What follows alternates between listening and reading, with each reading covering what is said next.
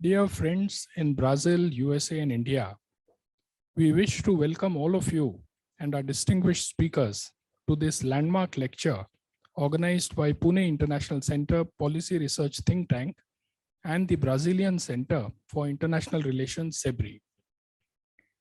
The lecture towards the new architecture for international financial institutions will be delivered by Professor Ajay Chhibber, the distinguished visiting scholar at the Institute for International Economic Policy at George Washington University, Washington, D.C. Chairing today's event is Mr. Joshua Felman, principal at the economic consulting firm JH Consulting, which is focused on understanding the Asian markets. We are also honored to have with us Professor Rogerio Studart, senior fellow at CEBRI. Professor Studart has participated in different debates on macroeconomics, sustainable development, Brazil-China relations, and international finance. Our other distinguished guests today are Mr. Jose P.O. Borges, President of CEBRI, Dr. Vijay Kelkar, Vice President, Pune International Center, Ambassador Gautam Bambawale, Trustee at Pune International Center, and the former Indian Ambassador to China, Bhutan, and Pakistan, and Dr. Feliciano de Sa Guimaraes, Academic Director at CEBRI and Professor of International Relations at the University of Sao Paulo. Before I hand over the floor to Ambassador Bambawale, I must mention that it was Dr. Kelkar's suggestion that this lecture by Professor Chhibber should be organized internationally in association with our partner think tank CEBRI. This is the first of our collaborations, and I'm sure many more will follow. May I now request Ambassador Bambawale to please take the floor. Thank you, Abhay. Let me, on behalf of the Pune International Center and from here in Pune in the Western Seaboard of India, extend a very warm welcome to this very special event to our friends in Brazil and also to our speakers, both of whom are in Washington, D.C. This is a very special event for two reasons. The first, of course, is that the topic we are discussing today of a new international financial architecture of the Bretton Woods system is a very important subject, especially for people in the developing world, in the emerging markets like India and Brazil. The second reason why today's function is very important is because this is our first joint event with our new partners, CEBRI, the Brazilian Center for International Relations. I want to thank not just our friends in CEBRI for doing this event today. I want to thank all our participants from the Pune International Center. And of course, I want to thank both our chairman, Mr. Joshua Felman, and our main speaker, Dr. Ajay Chhibber, who are joining us from Washington, D.C. Thank you very much, Ambassador Bambawale. May I now request CEBRI's Academic Director, Dr. Feliciano de Sa Guimaraes, to say a few words on the significance of this collaboration with PIC. Over to you, sir. Thank you, Mr. Abe. Thank you very much.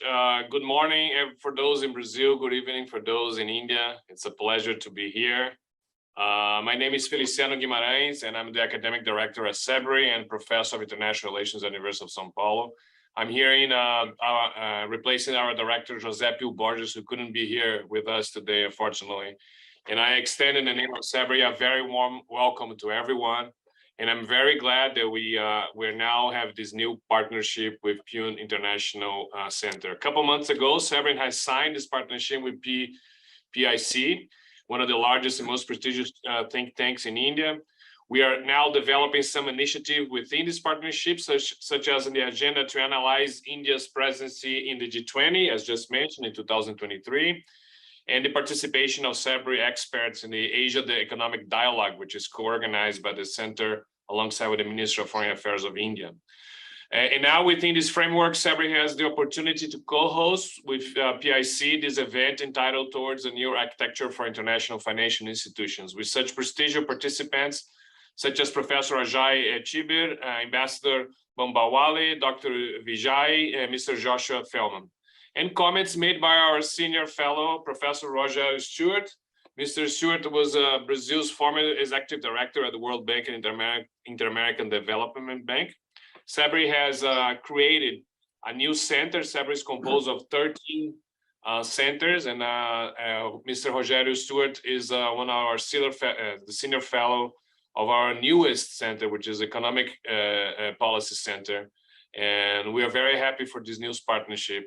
As mentioned by Ambassador previously, Brazil is going to have the presence of the G20 in 2024. Actually, is going to be December 2023. We are also very close to the Ministry of Foreign Affairs in Brazil to help the Ministry of Foreign Affairs to organize the G20 conference here in Brazil. And we're going to go to India a couple of times this year to see how things are done in India, to see how the G10 is being organized there. We're going to learn a lot. And the subject today, it's very dear to me. My PhD at University of São Paulo at Yale University was about how the bureaucracy of the World Bank and the IMF push or not push for the reform within the quota system of those two institutions, right? So I've been studying these two institutions for quite some time, and it's a pleasure to be here with everyone. Thank you very much. I'm sure this partnership will be very fruitful, and we're going to have a lot of work together. Thank you. Thank you very much, sir. May I request the chair for today's session, Mr. Joshua Felman, to please take the floor with his opening remarks. Thank you. Today you're in for a treat. Today's main speaker, Dr. Ajay Chhibber, is one of those people who seems to be everywhere at once. As you heard, he's a distinguished visiting scholar at the George Washington University in Washington, D.C. in the United States. He also works in India. He's a senior visiting professor at ICRIAR in New Delhi. He's a member of CII's Economic Advisory Council, and he serves on the External Advisory Group for India's presidency of the G20. These are just a few of the things that Dr. Chhibber has been doing. Amongst all these activities, somehow, he's also managed to find time to write a book with Salman Saud, Unshackling India, Hard Truths and Clear Choices for Economic Revival, which was named Best New Book in Economics 2022 by the Financial Times in the UK.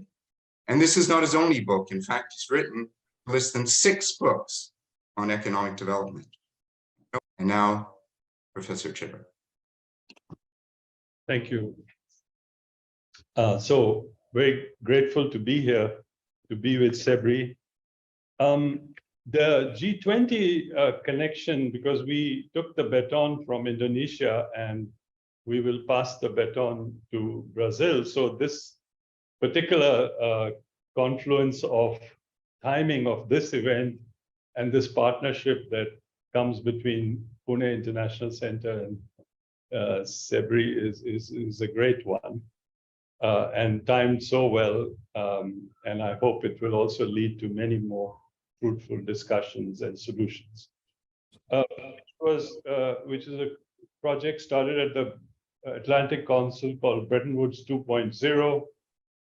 So this was one of the papers that came out of that project. And we started to focus on that. And it's interesting that after she made that speech, the Indonesians took it up, and certainly the Indian side is very much behind this in the G20. And they look upon it also as a vehicle, this reform of the Bretton Woods institutions, as a vehicle for, in a way, opening up the ability of a large part of the developing world to access capital that is sitting, in a way, idle in large parts of the rich world. But coming back to the presentation, next. Many of the problems that we saw that led to the creation of the Bretton Woods institutions in 1944. So the plan to set up the Bretton Woods institution was underway during the Second World War itself.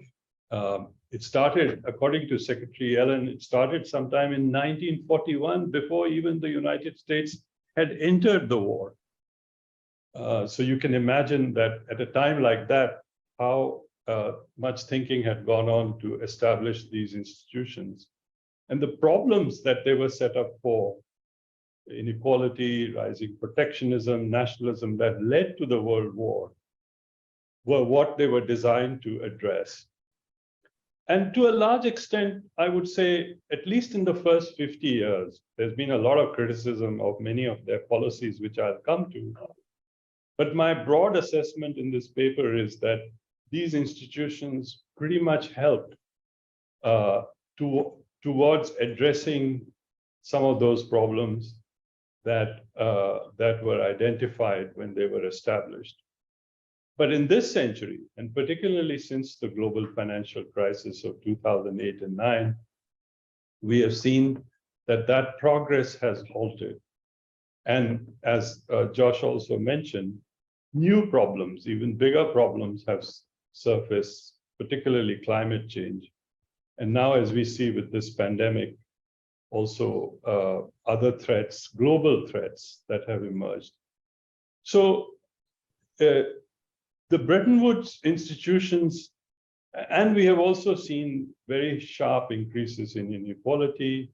We have also the world going back to protectionism and nationalism in a big way, and even war. I mean, we have already the beginnings of the slide to war that we see in the Russia-Ukraine conflict. So all those problems have resurfaced, and then some more have been added. Next slide. So we argue that today's Bretton Woods institutions are too small to deal with today's global problems. The size of the IMF is smaller than the size of sovereign wealth funds and the swap arrangements that dwarf what the fund has to offer. Fund's total size now is less than 1% of global GDP. It's too small, as we saw, to even deal with 2 or 3 major crises in 2 or 3 countries, let alone a global crisis. And the World Bank is in a similar position. Its resources are too small, and it has not been able to mobilize private capital to the extent that it was supposed to. Next slide. Now, coming to each one individually, I think the biggest failure that our paper identifies for the IMF is its inability to predict or deal with global crises. And part of this also comes from the way its mandate morphed over the period after the after the Second World War. Initially, of course, it was meant to monitor exchange rates, but once the US got off the gold peg, then those arrangements fell apart. The IMF reinvented itself to deal with largely with developing country issues, emerging market and developing country issues. It has had very weak surveillance in advanced economies, partly because none of those countries wanted to have the IMF surveillance, but partly also, as I found when writing this paper, sufficient evidence that there was also self-censorship by the IMF when it went into surveillance in advanced economies. As a result, it was unable to see very clearly what was happening globally, and therefore has been totally unable to predict global size. I list also here many other criticisms of the IMF, valid criticisms to a large extent: premature capital market liberalization, which has probably led to more instability, excessive austerity and pro-cyclical programs. This emerged very starkly during the Asian financial crisis. Military program size, I mean, the Greek program was 32 times quota, et cetera, and many countries have been in IMF programs for a very, very long period of time. For more than half of their membership, they have been under IMF programs. So there's been this sort of restructuring of IMF programs and continuous sort of. And now, of course, this whole issue of getting into issues that might be probably more relevant and more the domain of other institutions, such as gender and climate change. There's no problem when climate change is looked at from a macro perspective as to how it will affect growth and macro stability. But to have the IMF now lending for climate change, 20-year lending for climate change makes it begin to look like more like an aid agency. And the former IMF chief economist, Ken Rogoff, has already said pretty much to that. The World Bank also did well. It had shifted focus from its initial mandate to focus on global poverty and made, I would say, considerable effort and help and progress in that. But lately, its biggest failure is that, in the words of former Vice President Al Gore, that it's missing in action on climate change. And that, I think, it should be its biggest mandate.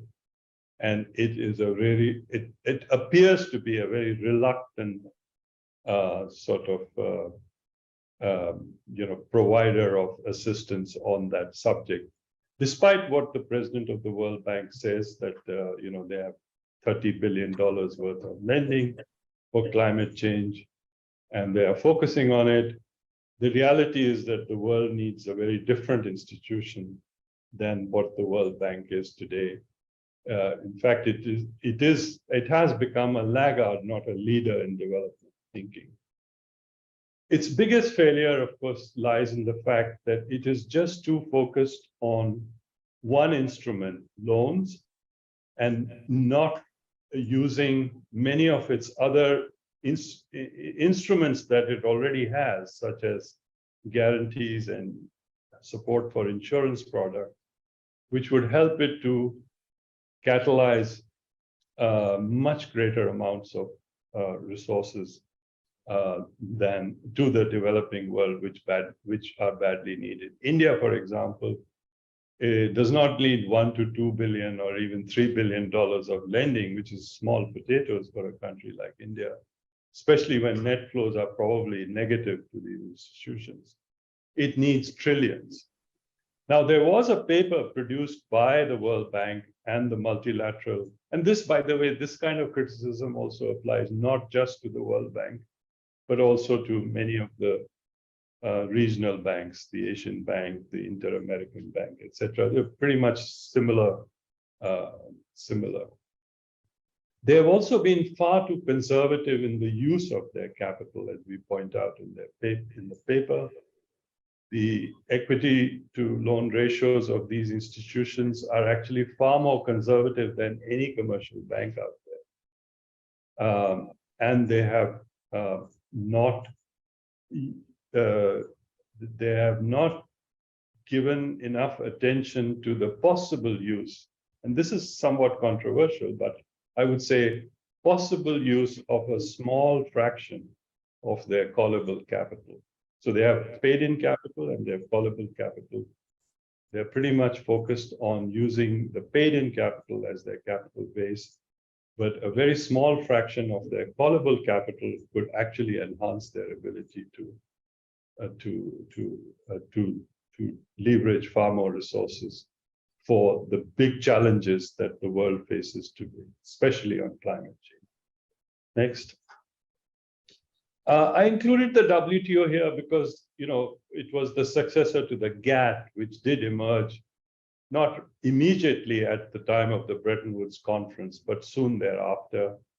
I think the problems of the WTO are well known. We are seeing a big slide towards protectionism. Within the WTO structure, there are lots of issues. There's the issue of some countries like China giving themselves self-status as a developing country, the use of SOEs and hidden subsidies, the way the United States has gone after the appellate body and tribunal, basically made it almost inoperative at this point. And then the whole issue of labor and environmental standards that will come to the attention, especially with this carbon border adjustment mechanism that is being discussed so seriously going forward. So I think there's a whole set of issues. We can talk more about it. Next. So as Josh said, and in order to frame the going forward, I framed it as the 3 R's: rules, and here's a list of areas where rules have basically broken down. And it's not an exhaustive list. I just gave it as an example. It's probably the hardest place to get an agreement on, but I put it out there. Next.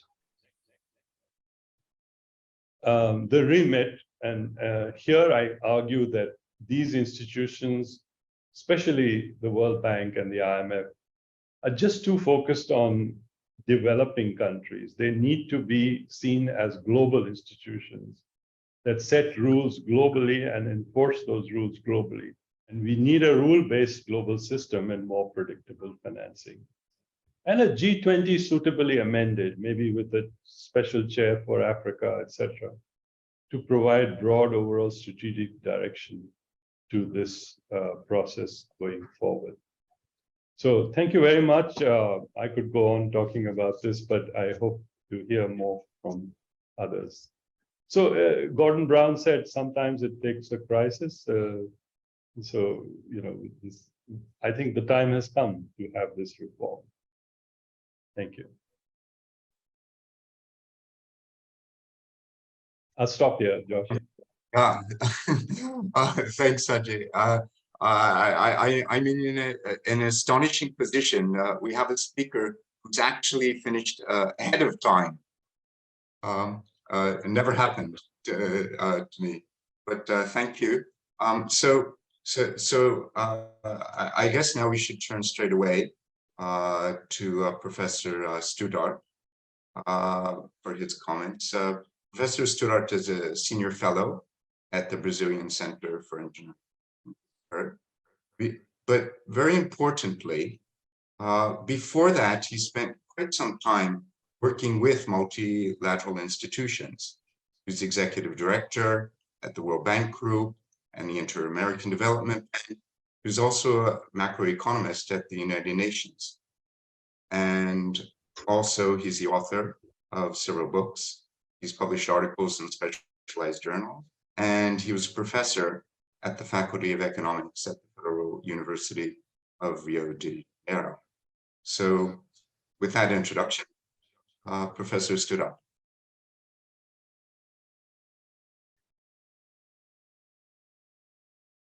I'm muted. Okay, I do it. Okay. Well, good morning and good evening to all those listening to us. Thank you for the invitation, and I want to salute all the other participants of this very interesting seminar. Thanking Ambassador Bambawale for his introduction, Mr. Joshua Felman for his kind words, and also my colleagues Paulo and Feliciano for being here, and Dr. Chhibber for a very interesting presentation. I'm going to try to be as concise as possible so that we can have more time for discussion. I completely agree with when it comes to what is needed with Dr. Chhibber when it comes to what is needed to reform in the multilateral, Washington-based multilateral institution. I think, though, that we should think about those reforms of the multilateral institutions in a broader perspective of a change in the international financial institutions. That's I think we need to think in a much broader way, not only because the circumstances are completely different from those when the Washington-based institutions were created, but because we have crises that are much more significant than the ones. Well, they're mounting crises that require a completely different type of international financial architecture, I think. Let me just remind you the situation then, and it was good that Dr. Chhibber started with history, because history also allows us to think about the present, the challenges of the past and the challenges of the present, and what is needed. What was then in the 1940s and after the war, the situation when the multilateral, the Washington-based institutions were created? At the time, there was a need, particularly after the war, for a reconstruction of the world economy. That when we say world economies, we're talking about the major players of the world economy.